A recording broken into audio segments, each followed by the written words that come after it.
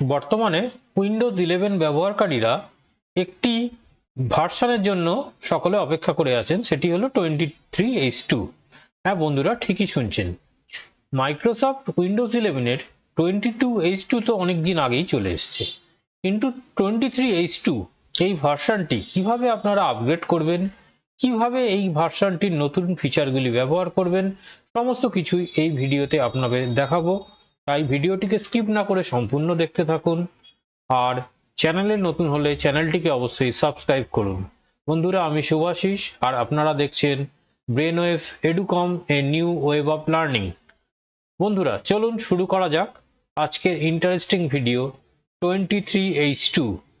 এটি কিভাবে ডাউনলোড করবেন সেটিও আপনাদের দেখাবো, আর কিভাবে এর ফিচারগুলি আপনারা ব্যবহার করবেন সেটিও আপনাদের দেখাবো। চলুন বেশি কথা না বলে শুরু করা যাক আজকের ভিডিওটি।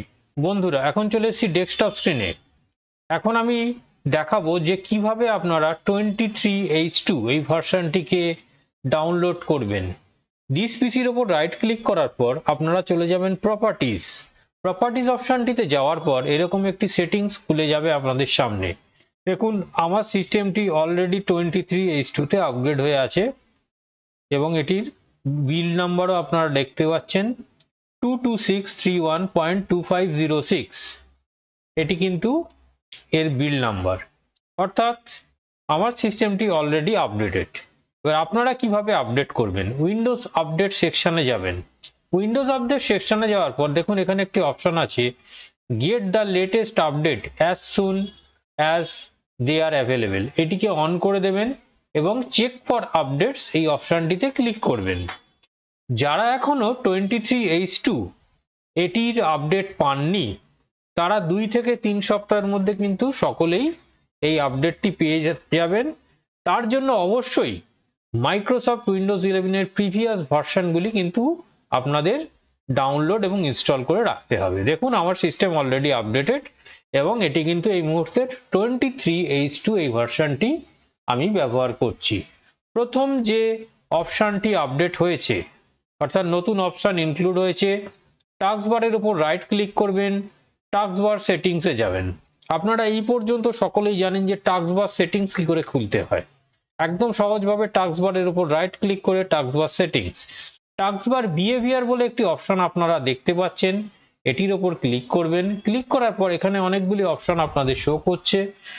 দেখুন, এই অপশনগুলি আগে ছিল automatically hide the taskbar, show badges on taskbar apps, show flashing on taskbar app, এবং সমস্ত কিছু এগুলো ছিল। এবং এখানে যে অপশনটি অ্যাড হয়েছে, যেটির জন্য আপনাদের দেখাচ্ছি, combine taskbar button and hide labels, এটি কিন্তু অলওয়েজ করা আছে। এখান দিয়ে 3টি অপশন আপনারা পাবেন, always, when taskbar is full and never. এই অপশনটিগুলি পার্সোনালি এই অপশনটি আমার পছন্দ নয়, তাই এখানে আমি অলওয়েজ অর্থাৎ বাই ডিফল্ট যেটি ছিল সেটি রাখলাম। আপনারা এটি ব্যবহার করে দেখতে পারেন। এই অপশনটি কিন্তু অনেকের ক্ষেত্রে ইউজফুল হবে। কি করে ইউজফুল হবে? ধরুন, যে উইন্ডোটি আপনাদের খোলা আছে সেই উইন্ডোটির উপর আপনারা যখন কার্সার নিয়ে যাবেন, এটি আপনাদের ক্ষেত্রে অনেকটাই ইউজফুল হবে বলে আমি মনে করি। তাহলে আমি এখানে অলওয়েজ অপশনটি রাখলাম, আমার এখানে বাই ডিফল্ট এটিই থাক। এবার চলে যাচ্ছি পরবর্তী অপশন, যেটি হচ্ছে উইন্ডোজে 23H2 তে এসছে। দিস পিসির ওপর ডাবল ক্লিক করলে আপনারা যে এক্সপ্লোরার অর্থাৎ ফাইল ম্যানেজার যাকে বলে, সেই ফাইল ম্যানেজারটি যে দেখতে পাচ্ছেন, এই ফাইল ম্যানেজার বা ফাইল এক্সপ্লোরার যাই বলেন না কেন, এইখানে দেখুন আপনারা একটা জিনিস দেখুন, এইখানে কিন্তু এই অপশনগুলি অনেক ক্লিয়ারলি ভিজিবল হচ্ছে, যেটি কিন্তু পূর্বে ক্লিয়ারলি ভিজিবল হতো না, এখন এগুলি কিন্তু ক্লিয়ারলি ভিজিবল হচ্ছে। অর্থাৎ এই অপশনটিও মাইক্রোসফট আপডেট করেছে। আরেকটি আপডেট, মাইক্রোসফট পেন্ট অ্যাপ্লিকেশনটি ওপেন করার পর আপনারা সকলেই জানেন যে মাইক্রোসফট পেন্ট অপশনটি ওপেন করার পর এরকম একটি উইন্ডো আসে, এবং এটির জন্য আমি পূর্বে একটি ভিডিও কিন্তু করেছি। এখানে যে কোনো ইমেজকে আপনারা ব্যাকগ্রাউন্ড রিমুভ করতে পারবেন। রিমুভ ব্যাকগ্রাউন্ড কিভাবে করতে হয় তার জন্য আমার পূর্বের ভিডিওটি আপনারা দেখে নেবেন, এবং দরকার হলে লিঙ্ক আমি এই ডেসক্রিপশনে আপনাদের দিয়ে দেবো। অর্থাৎ এই রিমুভ ব্যাকগ্রাউন্ড কিভাবে করতে হয় এমএস পেন্টের মাধ্যমে, এটি কিন্তু 23H2 ফিচার কিন্তু আমি 22H2 সঙ্গে রিসিভ করেছিলাম ফিচারটি। এটি একটি নতুন ফিচার। এছাড়াও নোটপ্যাডের মধ্যে দেখুন, নোটপ্যাডের মধ্যে কিন্তু ট্যাব ফিচারটি ইনক্লুড, অর্থাৎ অটো সেভ। আমি যতগুলি নোটপ্যাড ওপেন করব সমস্ত কিন্তু এখানে একসঙ্গে শো করবে। এখানে যদি নোটপ্যাডটি আবার ওপেন করি আপনাদের দেখাচ্ছি, নোটপ্যাডের মধ্যে আপনারা দুটি ট্যাব কিন্তু লক্ষ্য করতে পাচ্ছেন। অর্থাৎ নোটপ্যাডের সেটিংসে কিন্তু আপনারা একটি হিউজ পরিবর্তন দেখতে পাচ্ছেন। এছাড়াও বন্ধুরা আরও একটি বিশেষ বড় পরিবর্তন কিন্তু মাইক্রোসফট উইন্ডোজ 11-23H2 তে এসছে, যেটি হচ্ছে দিস পিসিতে রাইট ক্লিক করে প্রপার্টিজ সেকশনে যাওয়ার পর আপনারা এখান থেকে দেখুন একটি নতুন ট্যাব দেখতে পাচ্ছেন, হোম ট্যাব। যদিও এটি নিয়ে পূর্বে আমি আলোচনা করেছি, কিন্তু এটি কিন্তু একদম completely Microsoft Windows 23H2 feature. অর্থাৎ মাইক্রোসফট উইন্ডোজ 23H2 সঙ্গেই এসে আসার কথা, কিন্তু আমি পূর্বেই এই ফিচারটি পেয়েছি। এখানে দেখুন কি কি অপশন দেখাচ্ছে। এখানে আপনার পিসির নামটি দেখাচ্ছে, ইথারনেট কানেকশন অর্থাৎ কি ধরনের ইন্টারনেট আপনি ব্যবহার করছেন সেটি দেখাচ্ছে, উইন্ডোজ আপডেট দেখাচ্ছে, সাউন্ড, ডিসপ্লে, ইনস্টল অ্যাপ এগুলি দেখাচ্ছে, এবং মাইক্রোসফটের কি কি অ্যাপ আপনি ব্যবহার করছেন সেগুলি শো করছে। কালার মোড অর্থাৎ পার্সোনালাইজ ডিভাইস অর্থাৎ আপনার থিম, ব্যাকগ্রাউন্ড এগুলি সমস্ত অপশন কিন্তু এখানে অলরেডি শো করছে। অর্থাৎ একটা জায়গার মধ্যে সমস্ত অপশনগুলি নিয়ে আসার জন্য মাইক্রোসফট এই হোম ট্যাবটিকে ইন্ট্রোডিউস করেছে। এই হোম ট্যাবটি আপনারা ব্যবহার করতে পারেন, এটি কিন্তু অনেক ইউজফুল হতে চলেছে। এছাড়াও মাইক্রোসফট ফটোজ অ্যাপটির মধ্যে একটি ফিচার ইনক্লুড হয়েছে, যার জন্য ফটোজ অ্যাপটির মধ্যে আপনাদের কোনো পিকচার এর মাধ্যমে ওপেন করতে হবে বা পিকচার দিয়ে ওপেন করতে হবে, যেটি আমি আপনাদের দেখাচ্ছি।